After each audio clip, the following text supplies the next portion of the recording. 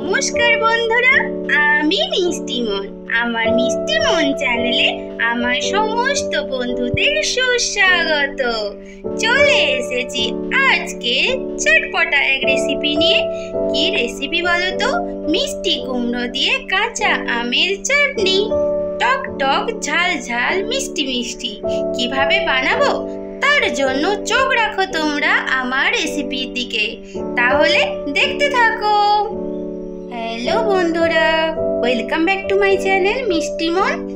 আজকে আমি তোমাদের সামনে কুমড়ো দিয়ে আর কাঁচা আম দিয়ে একটা চাটনি বানিয়ে দেখাবো। চটপটা চাটনি হবে, দেখতে থাকো। এইদিকে আমার কড়াইটা গরম হয়ে গেছে।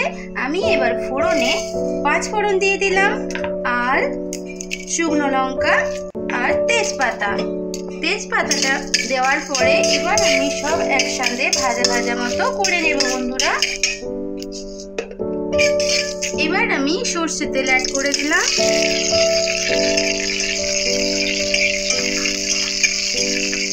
সরষের তেল দেওয়ার পরে 5 ফোড়ন লঙ্কা একসাথে সুন্দর করে ভাজা ভাজা করে নেব। ভাজা ভাজা আমার হয়ে গেছে। এরপরে আমি কুমড়ো অ্যাড করে দেবো।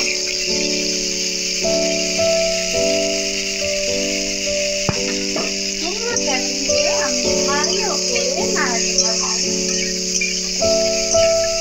এই দেখো বন্ধুরা, আমার কুমড়োটা একটু ভাজা ভাজা মতো হয়ে গেছে। এবার আমি একটু লবণ অ্যাড করে দেব, আর দেব হলুদ গুঁড়ো। সবগুলো একসাথে সুন্দরভাবে আমি নাড়তে থাকবো। এবার আমি এর মধ্যে কাঁচা আমটা অ্যাড করে দেব।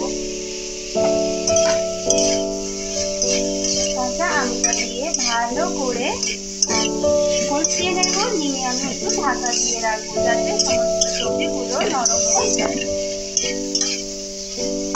এই দেখো বন্ধুরা, আমার কুমড়ো আর আম একদম প্রায় সেদ্ধ হয়ে গেছে। আমি মাঝে মাঝে এর মাঝখানে ঢাকনা দিয়ে রেখেছিলাম, মাঝে মাঝে ঢাকনা খুলে আমি নাড়িয়ে দিয়েছিলাম। দেখো জলও সামান্য করে বেরিয়ে গেছে। এই পর্যায়ে আমি যেহেতু চাটনি বানাবো তাই জন্য আমি চিনি অ্যাড করব। তোমরা চাইলে গুড় দিয়েও করতে পারো, কিন্তু যেহেতু কুমড়োর চাটনি তাই আমি চিনি অ্যাড করছি। আমটা যেমন টক থাকবে তার উপরে কিন্তু তোমরা চিনি অ্যাড করো। আমার আমটা হচ্ছে খুবই টক, তাই জন্য আমি একটু বেশি চিনি অ্যাড করলাম। চিনি দেওয়ার পরে দেখো আবার সুন্দরভাবে জল বেরিয়ে যাবে। এতে আমি তেমনভাবে কিন্তু জল দেবো না। আমার রান্নাটা এতক্ষণ যারা ধৈর্য সহকারে দেখছো তাদের সবাইকে অসংখ্য ধন্যবাদ। প্লিজ তোমরা দেখার আগে একটা লাইক অবশ্যই করো। আর যদি তোমাদের আমার রেসিপিটা ভালো লাগে তাহলে অবশ্যই নিজের বন্ধুদের মধ্যে, আত্মীয় স্বজনদের মধ্যে শেয়ার করে দিও। এটা একটা গরমকালের বিশেষ করে বলতে পারো চটপটা টক ঝাল মিষ্টি রেসিপি। আশা করি তোমাদের ভালো লাগবে। এই দেখো বন্ধুরা, আমার চাটনিটা একদম কমপ্লিট।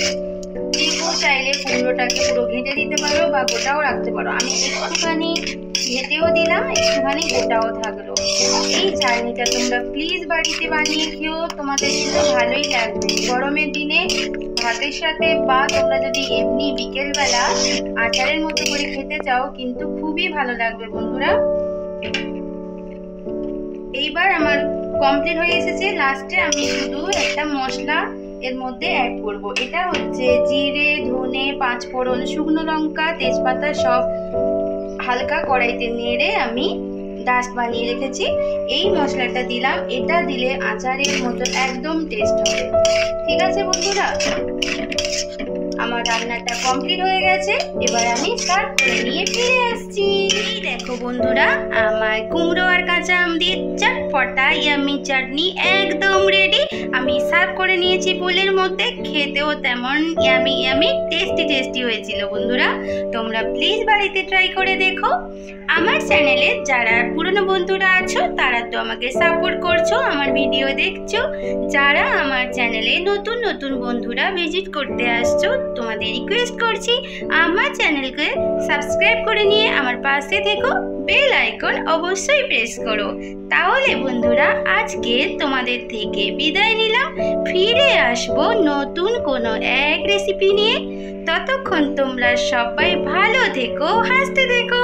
টাটা।